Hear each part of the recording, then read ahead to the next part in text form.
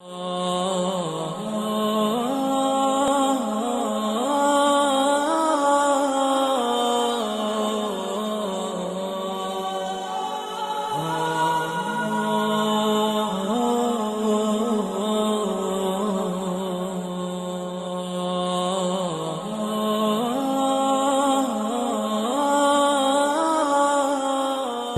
بلا تاخیر ملتمس ہوں ہمارے استاد محترم جناب پروفیسر ڈاکٹر فاروق حسن صاحب سے، دارالعلوم جدیہ کے فاضل ہیں. آپ نے صرف ملک پاکستان سے نہیں بلکہ مصر اور امریکہ سے بھی آپ نے اعلیٰ تعلیم حاصل کی، اور اس وقت این ڈی یونیورسٹی میں ایک فل پروفیسر کی حیثیت سے آپ اپنی خدمات سر انجام دے رہے ہیں.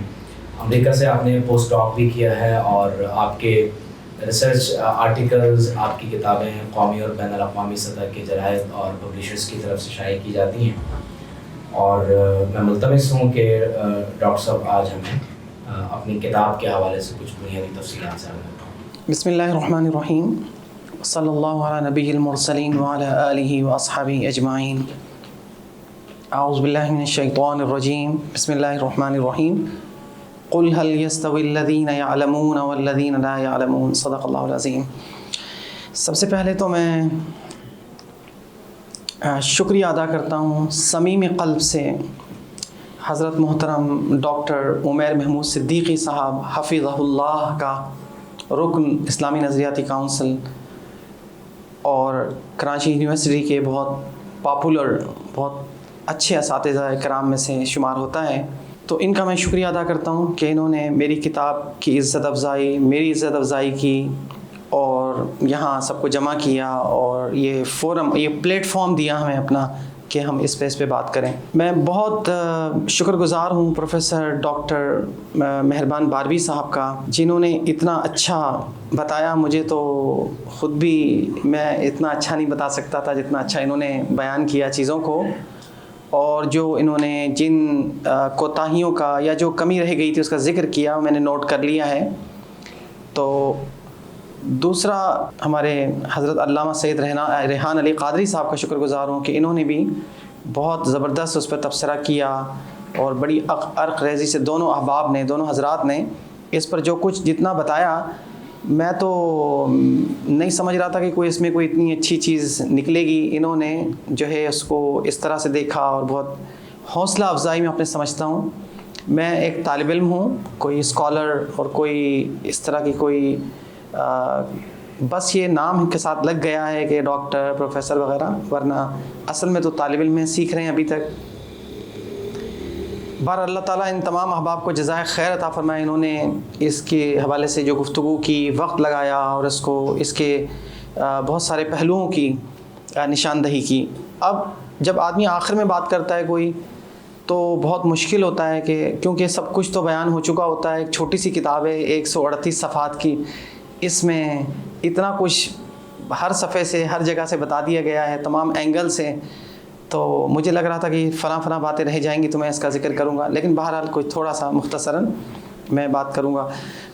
ان دونوں احباب کی جو باتیں ہیں انہوں نے جو میرے متعلق کی ہیں، اور تینوں احباب نے، میں اس کو اپنے لیے دعا سمجھتا ہوں، اور آمین کہتا ہوں کہ اللہ تعالیٰ مجھے ایسا بنا دے جتنا اچھی باتیں انہوں نے میرے حوالے سے اور میری کتاب کے حوالے سے کی ہیں.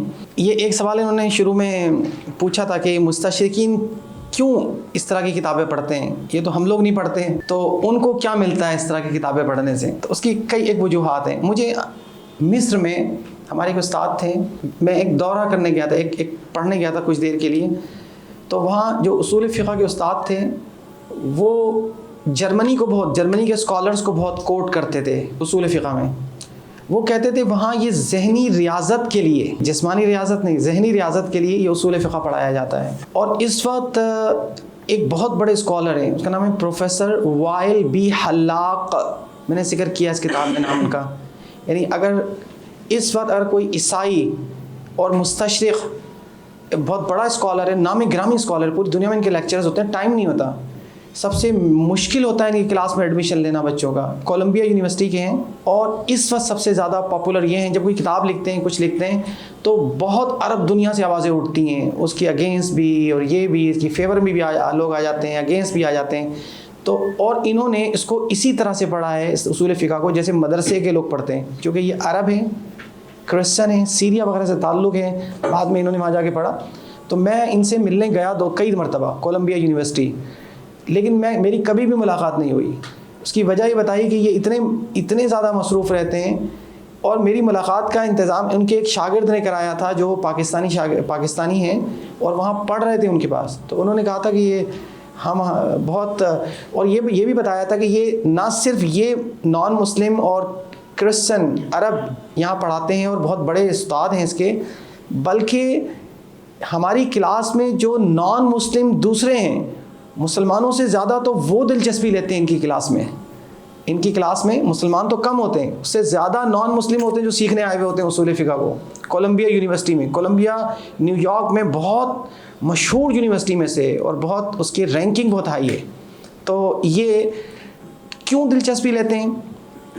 ایک تو سارا کچھ جتنا بھی ہے وہ اسلامی قانون سے ریلیٹڈ ہے, یعنی اسلامی قانون کے بارے میں شروع سے ہی ایک وہم ہے کہ یہ جتنا بھی اسلامی قانون ہے, فقہ ہے, اصول فقہ ہے. اور اصول فقہ کیا ہوتی ہے کہ طلاق دے دی, یہ تو ہو گیا فقہ, لیکن کس بنیاد پر یہ طلاق ہوئی ہے, کون سی دلیل تھی, وہ دلیل کیسی ہے, کیا میکینزم ہے جو اس کے پیچھے کام کرتا ہے, یہ اس کو بھی سیکھتے ہیں ساتھ ساتھ.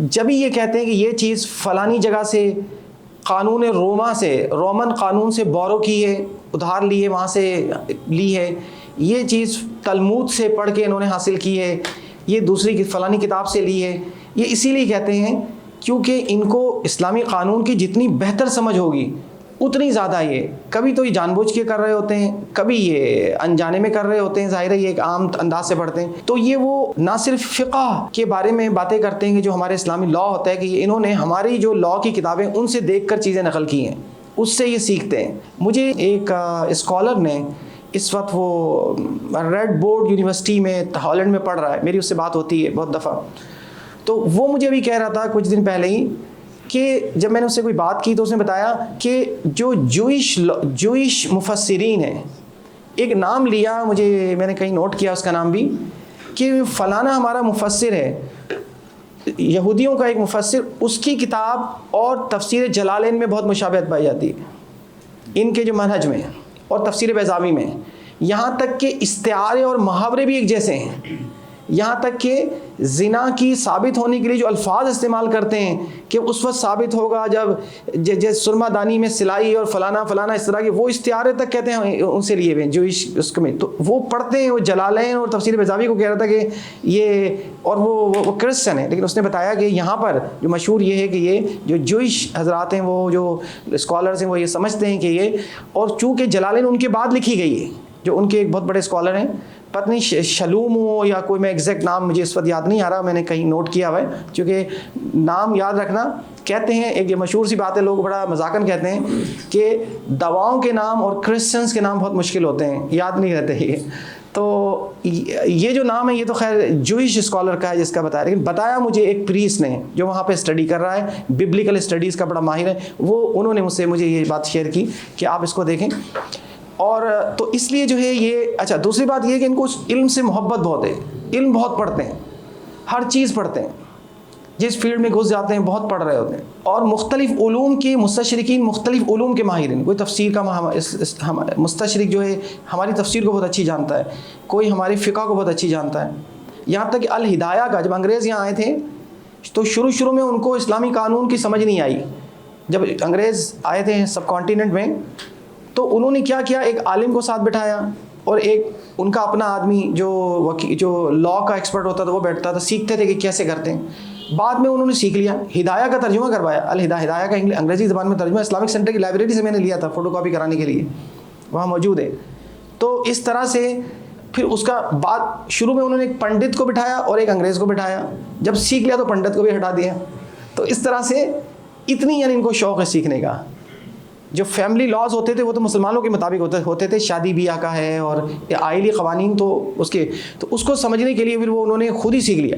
تو اس طرح یہ لوگ بڑے شوقین ہوتے ہیں, علم سے بڑے لگاؤ اور دلچسپی ہوتی ہے, اس وجہ سے یہ ایسا کرتے ہیں. اچھا یہ جو بات انہوں نے کہی تھی کہ وہ ایک اچھا اس طرح بھی آتا ہے کہ امام جوینی ایک دفعہ مناظرہ کر رہے تھے تو بیچ میں کوئی لکنت کبھی آئی تو انہوں نے کہا کہ یہ اس وجہ سے آئی ہے, فحاظ السکوت من اثر تلک الردات, کہ اس وجہ سے ہے. یہ بات میں نے بتانی تھی لیکن میں نے کتاب میں بھی چھوڑ دی تھی, وہ اللہ ڈاکٹر صاحب نے جو ہے وہ اصل کتاب سے دیکھ کر اگلا حصہ بھی تلاش کر لیا اور وہ بھی بتا دیا. تو اس لیے میں کہہ رہا تھا کہ یہ کافی مشکل کام ہوتا ہے کہ جب کوئی اسکالر کوئی بتانے والے ہوں یہاں پر تو اس کی بات بتانا بہت مشکل. اچھا, آپ پوچھتے ہیں کہ کیوں یہ مستشرقین کرتے ہیں. یہ اتفاق سے میری کتاب میں ایک پرچہ رہ گیا, یہ میں کتاب لایا تو میں نے اس کو الگ سے رکھ دیا. اب یہ دیکھیں, اصول فقہ کی ایک کتاب ہے, میں نے ایسی لگایا ہوگا کسی وقت تو رہ گیا. یہ امام سیف الدین العامدی, سنا آپ نے, انہوں نے اصول فقہ میں لکھی الاحکام فی اصول الاحکام, الاحکام فی اصول الاحکام, یہ کتاب لکھی. اس کتاب یہ شافعی ہیں, شروع میں یہ حنبلی تھے, بعد میں یہ شافعی ہو گئے. اپنے علاقے میں جب پڑھ رہے تھے تو ان کو جو حنبلی لاز تھے انہوں نے بہت متاثر کیا. بعد میں جب یہ بغداد گئے تو پھر انہوں نے دیکھا, ایجپٹ گئے تو پھر یہ شافعی جو شاعرہ تھے اس سے بہت متاثر ہوئے. اور یہ پھر ان کی یہ جو اصول فقہ کی کتاب ہے یہ ہمیں بھی یہاں لوگ نہیں پڑھتے اس کو نام بھی شاید لوگوں کو, بہت کم لوگوں کو, ان کا نام بھی کم لوگوں کو پتہ ہو کہ یہ جو کتاب ہے اس کا ایک انگریز نے ترجمہ کیا. اس کا نام ہے وائز برنارڈ جی, اور نام ہے کتاب کا the search for God's law, Islamic jurisprudence in the writing of Saif Aldin Alamidi. اور یہ اتھا پریس یونیورسٹی سے شائع ہوئی ہے 1992 میں شائع ہوئی ہے. اور اس وقت $65 اس کی قیمت تھی. میں نے بہت پہلے یہ نکالا ہوگا تو $65 اس وقت قیمت تھی اس کی. اس کو کیا ضرورت ہے کہ وہ کتاب جو ہم لوگ نہیں پڑھتے, الاحکام فی اصول الاحکام, اس نے اس کا ترجمہ کیا اور $65 رکھے, اور اس کو بہت لوگوں نے خریدا ہوگا اس وقت 1992 کی کتاب جو پرنٹ ہوئی ہے اور اس کا اشتہار ہے یہ. تو اس سے آپ اندازہ لگا لیں کہ کتنا یہ لوگ اسٹڈی کرتے ہیں, کتنا پڑھتے ہیں. اور اس نے لکھا ہے کہ اس میں شروع میں لکھا ہے, اور پہلی لائن اس نے یہ دی ہے سیف الدین العامدی. ہمارا ٹاپک نہیں اس لیے میں نے اس کو الگ کر دیا تھا, لیکن آپ کو بتا رہا ہوں کہ مستشرقین کیوں پڑھتے ہیں. کہ safe Aldin العامدی death 631 is still relatively little known in western scholarship. یہ کہہ رہا ہے کہ 631 ہجری میں ان کا انتقال ہوا ہے. یہ اب تک ویسٹرن مغرب میں اب تک یہ بہت کم جانے گئے ہیں, little known in the western scholarship. تو اس لیے اس نے چاہا کہ ویسٹ کے لوگ ابھی تک کیوں نہیں جانا, انہوں نے کیوں نہیں پڑھا اس کو, کیوں اس کے بارے میں ان کو ناواقفیت رہی اب تک. تو اس لیے اس نے سوچا کہ یہ اس پہ کام نہیں ہوا, لہٰذا میں اس کا ترجمہ کر دوں تاکہ اس کے اوپر کام کر دوں تاکہ سب کو پتہ چل جائے. ٹھیک ہے, تو یہ اتنے شوقین ہے پڑھنے لکھنے کے. میں نے ابھی ایک ریسنٹلی یہ عرب کی پوئٹری پر ایک تھیسس, 2 کلچرز کام کر رہے ہیں. ایک تو ہمارا اورل کلچر ہے, ہمارا ریلیجن, ہمارا سوسائٹی اورل کلچر پہ چلتی ہے. ایک ہے ڈاکیومنٹڈ کلچر. ہمارے بر صغیر کا جو کلچر ہے زیادہ تر وہ اورل ہے. یعنی اگر کوئی مجھ سے پوچھے کہ اپنے والدین کا نکاح نامہ دیں تو میرے پاس نہیں ہے, میرے والدین کا نکاح نامہ نہیں, زیادہ تر لوگوں کے پاس نہیں ہے. اب ہمارے پاس ہوتا ہے, چونکہ ایوب خان کے زمانے میں جب آئلی قوانین بنے تو پھر یہ نکاح نامہ تیار کیا گیا ڈاکومنٹ کے ایک. تو ہمارا جو کلچر ہے زیادہ تر وہ کیا ہے, اورل کلچر ہے. لیکن ویسٹ کا جو کلچر ہے, گزشتہ 500-600 صدیوں کا جو کلچر ہے ان کا, وہ ڈاکیومنٹڈ کلچر ہے. اگر 100 سال پہلے کی بھی کوئی بات ہو تو ان کو چیزیں مل جاتی ہیں, مخطوطہ مل جاتا ہے, مختلف چیزیں مل جاتی ہیں ان کی, ہمارے پاس نہیں ملتی. اسی طرح سے جو عرب کا کلچر تھا وہ بھی اورل کلچر پہ سارا کچھ چل رہا تھا. اس کو سیکھنے کے لیے ایک نیدرلینڈ کا استاد, ایک نیدرلینڈ کا شخص اپنا ایم اے یا پی ایچ ڈی کا تھیسس کرنے کے لیے چلا گیا ڈیزرٹ میں رہنے کے لیے, اور پوری عربی زبان پہ کمال حاصل کیا. پھر وہ ان کی جو ابھی بھی جو اورل پوئٹری ہے, ایک تو کتابوں میں لکھی ہوئی ہے نہیں, ان کا جو اورل کلچر ہے اور جو ایک تو ڈاکیومنٹڈ کلچر ہم ٹی وی پہ دیکھتے ہیں, مووی, ایک جو ڈیزرٹ میں رہنے والا آدمی جو پوئمز بولتا ہے, جو باتیں پڑھتا ہے, اونٹوں کو چلانے کے وقت وہ جو کیا پڑھتا ہوگا, جو وہ اس کے خاص نام وہ ہیں خودی خانی کرتا ہوگا. خودی بھی عربی لفظ ہے, کوئی انگلش یہ ہے اردو لفظ اس کا لیے. تو وہ سب سیکھنے کے لیے آیا اور پھر اس نے اپنا تھیسس یہ کھل گیا, اس کا تھیسس مکمل کیا یہ. اب وہ عربیہ آف دا بیڈوینز کے نام سے, اور پوری اس میں ڈیٹیل کچھ دی بھی ہے اس میں. اور یہ oral poetry of Bedouins, oral poetry of Bedouins, میں نے اس کو کھولا ہے. تو ان دا واسٹ ڈیزرٹ, یہ تو اتنا شوق ہے ان لوگوں کو. اب اس کا تو کوئی اصول فقہ سے تعلق نہیں ہے کہ جو اورل پوئٹری ہے ہم بھی نہیں جائیں گے. ہم بھی تبلیغ کرنے, تراویح پڑھانے, حضور کی نعت خوانی کرنے امریکہ جاتے ہیں اور یورپ جاتے ہیں, افریقہ نہیں جاتے, ڈیزرٹ نہیں جاتے کسی میں, کیونکہ وہاں تو بہت مشکل زندگی ہوتی ہے. تو اتنا شوقین ہیں یہ لوگ, سب آرام آسائش چھوڑ کے یہ پھر ڈیزرٹ میں پڑ جاتے ہیں, جا کے خیمے لگا لیتے ہیں. اس طرح کی زندگی ہوتی ہے, اس طرح سیکھتے ہیں یہ چیزوں کو. پھر یہ تھیسز لکھتے ہیں, پھر کتابیں لکھتے ہیں, پھر یہ جو باتیں کرتے ہیں وہ ماننی پڑتی ہیں آپ کو. ایسی باتیں کرتے ہیں بالکل گھر کی باتیں ہوتی ہیں. چلیں یہ تو تھی وہ اس کا جواب کہ مستشرقین کو کیوں کرتے ہیں ایسا, کیوں ہم سے کیا ان کا تعلق ہے. امام غزالی کے حوالے سے میں نے لکھا ہے 13 کتابیں ہیں. پہلی المنخول پہلی کتاب تھی ان کی زندگی کی. اسی طرح ہم بات کرتے ہیں کہ جی امام الحرمین کی کتابیں اتنی ہیں, 6 کتابیں 4 کتابیں جو بھی آپ فگر لیں دونوں درست ہیں. تو یہ پہلی کتاب تھی, یہ بعد کی کتاب ہے.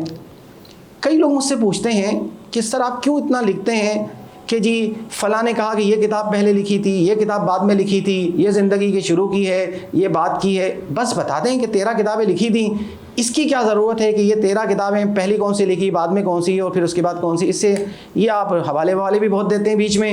مجھے ایک صاحب نے میرے ایک اسٹوڈنٹ نے مجھ سے یہ کتاب دیکھی تو کہا ہر کے بعد آپ نے ایک ریفرنس دیا ہوا ہے کہ یہ پہلی ہے تو یہ دوسری, اس کے نیچے بھی حوالہ کہ فلاں جگہ لکھا ہوا ہے. تو جو ایک ریسرچ ہوتی ہے اس میں اس کی بھی بڑی اہمیت ہوتی ہے. اس کی وجہ یہ ہوتی ہے ایسا کرنے کی کہ جیسے ڈاکٹر صاحب نے بھی فرمایا کہ اگر آپ کو پتہ چل جائے کہ یہ کتاب پہلے لکھی تھی اور یہ بعد میں, تو جو بعد والا ہوتا ہے وہ ان کا رجوع ہوتا ہے. یا جب انسان جیسے جیسے عمر کے حصے, عمر انسان کی تبدیل ہوتی, عمر بڑھتی ہے, ویسے ویسے اس کی ایک فکر میں پختگی آتی ہے. تو جیسے جیسے آگے بڑھتا ہے وہ, تو ویسے ویسے اس کی سوچ میں تبدیلی آتی ہے اور وہ بہت سی چیزوں کو بہتر کرتا ہے, تبدیل کرتا ہے. ہماری اپنی زندگیوں کو بھی دیکھیں, وہ بھی انسان تھے, ان کے یہاں بھی اگر آپ خالی ایک کتاب پکڑ لیں جیسے ان کی زندگی کی مغیث الخلق لے لیں اور اسی پہ سارا فیصلہ سنا دیں کہ جی انہوں نے تو امام اعظم ابو حنیفہ کے بارے میں اس طرح کی باتیں لکھی ہیں. یا امام المنخول ایک کتاب امام غزالی رحمۃ اللہ تعالیٰ علیہ کی کتاب ہے, جو ان کی زندگی کی ابتدائی کتاب ہے, شروع میں لکھی, 27-28 سال ان کی عمر ہوگی. تو وہ کتاب لکھی, اس کے اوپر بھی اتنا کرٹیسزم ہوا, امام غزالی کو لوگوں نے پڑھنا چھوڑ دیا کہ بھئی ایسے آدمی کا تصوف پڑھ کے کیا کریں جس نے یہ بات لکھی, امام اعظم ابو حنیفہ رحمۃ اللہ تعالیٰ کے بارے میں یہ بات لکھی ہو. تو بڑا لوگوں نے کہا نہیں. علامہ شبلی نے بھی اس کے بارے میں کتاب میں الغزالی کتاب کے اندر لکھا کہ جو ان کی وجہ مخالفت بنی جگہ جگہ وہ یہ تھی, وہ کتاب تھی. لیکن اگر آپ احیاء العلوم پڑھیں جو زندگی کے آخری زمانے میں لکھی, وہ اصول فقہ کی کتاب نہیں ہے, لیکن اس سے پتہ چلتا ہے کہ بعد میں انہوں نے بہت تعریف کی ان تمام احباب کی. تو اس سے ان کا رجوع ثابت ہوتا ہے اور ان کی وہ بات, بعد والی بات کو ماننا پڑے گا اور دل کو صاف کرنا پڑے گا. تو اسی طرح سے امام الحرمین کی بھی جو کتابیں مغیث الخلق جس کا رد ہوا, وہ امام الحرمین بننے سے پہلے تھی.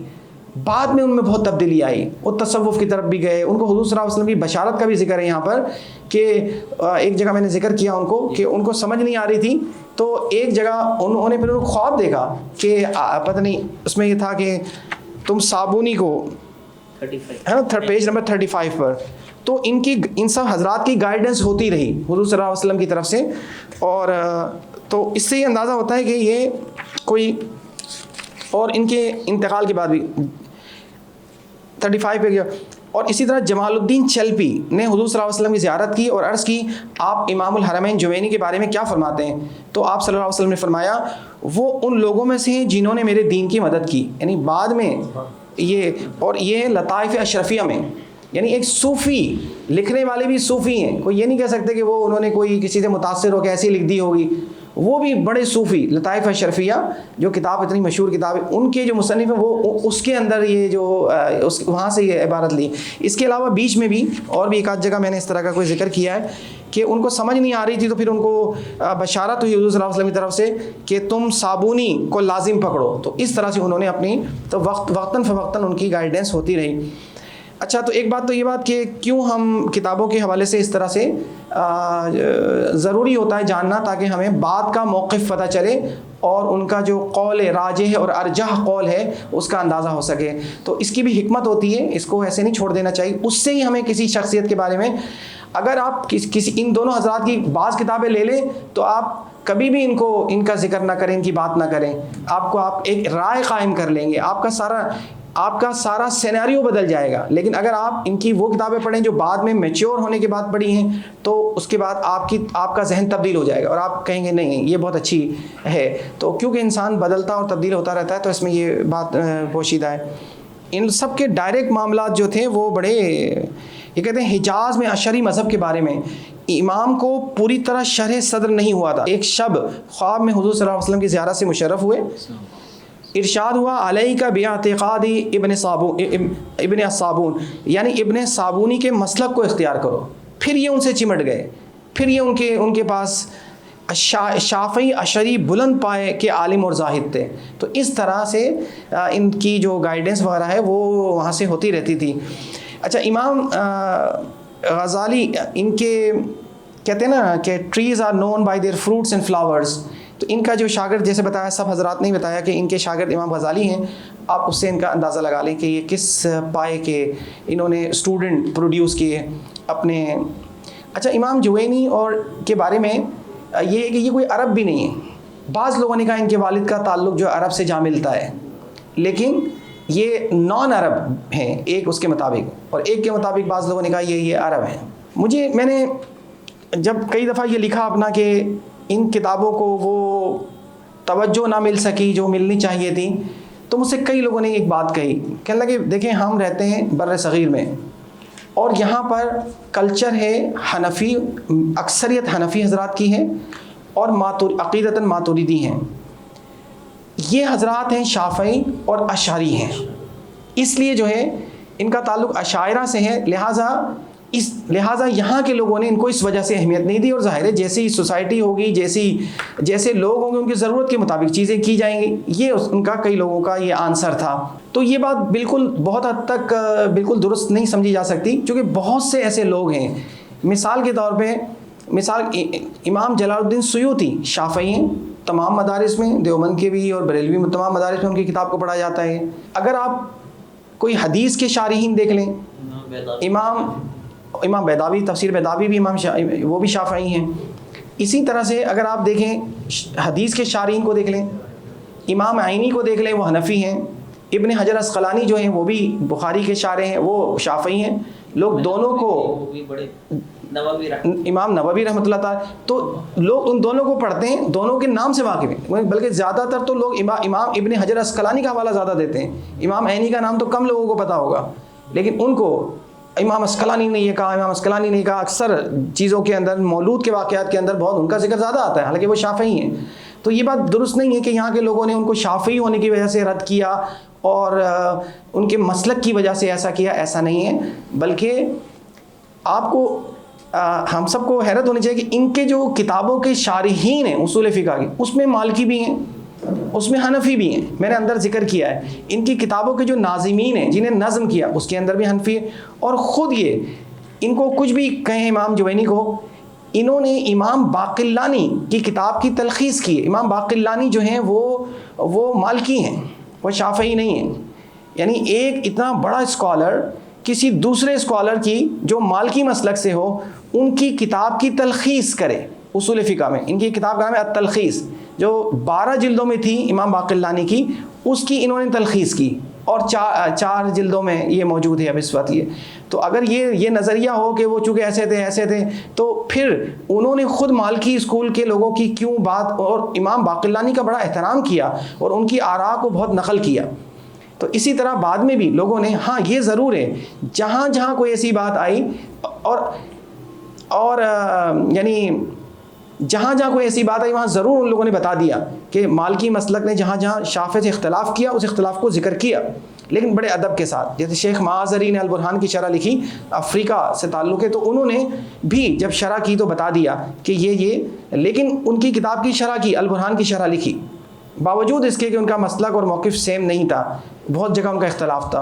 امام غزالی رحمۃ اللہ تعالی علیہ کی جسے بتایا کہ 54 سال عمر تھی, 54 سال میں انتقال ہوا, 54, اس میں انہوں نے اتنا کام کیا. اور ان کے جسے بتایا 59 ایئر, اور یہ قمری حساب سے ہیں, قمری سال اور چھوٹا ہوتا ہے, یعنی اتنے کم زمانے میں. اچھا, ان دونوں حضرات کی بہت پذیرائی ہے ویسٹ میں. میں ایک دفعہ دیکھ رہا تھا تو میں 100 کے قریب جو ہے ان پر تھیسز وغیرہ اور آرٹیکلز وغیرہ میری نظر سے گزرے. تو یہ کچھ چیزیں تھیں جو میں آپ سے شیئر کرنا چاہتا تھا. میں دعا گو ہوں کہ اللہ رب العزت اس پروگرام کا اہتمام کرنے والوں کو اللہ تعالیٰ جزائے خیر عطا فرمائے. اور یہ بہت اچھا سلسلہ ہے, ایک بڑا یونیک اور منفرد انداز ہے کہ کتابوں سے محبت کا, علم سے محبت کا, یہ ایک جو کتابوں کا ایک سرکل شروع ہوا ہے کہ باری باری مختلف کتابوں کے بارے میں, تو اس سے لوگوں میں کتاب لکھنے کا بھی جذبہ پیدا ہوگا. جنہوں نے لکھی ان کی حوصلہ افزائی بھی ہوگی. بہرحال میں ایک طالب علم کی حیثیت سے یہاں پر آپ تمام احباب کا شکر گزار ہوں کہ آپ نے میری باتوں کو غور سے سنا. اور ان ڈاکٹر عمیر محمود صدیقی صاحب زید مجدہ کا بھی میں دوبارہ سے شکریہ ادا کرتا ہوں, اور ان دونوں احباب کا بھی کہ انہوں نے بہت عرق ریزی سے اور بڑی اچھی طرح سے اس کتاب کے بارے میں بہت پازیٹیو تبصرے کیے. اللہ تعالیٰ سب کو جزائے خیر عطا فرمائے. وآخر دعوانا الحمدللہ رب العالمین. جزاکم اللہ. جناب محترم پروفیسر ڈاکٹر فاروق حسن جو کتاب کے مصنف ہیں, بہت ہی قیمتی خیالات کا اظہار فرما رہے تھے.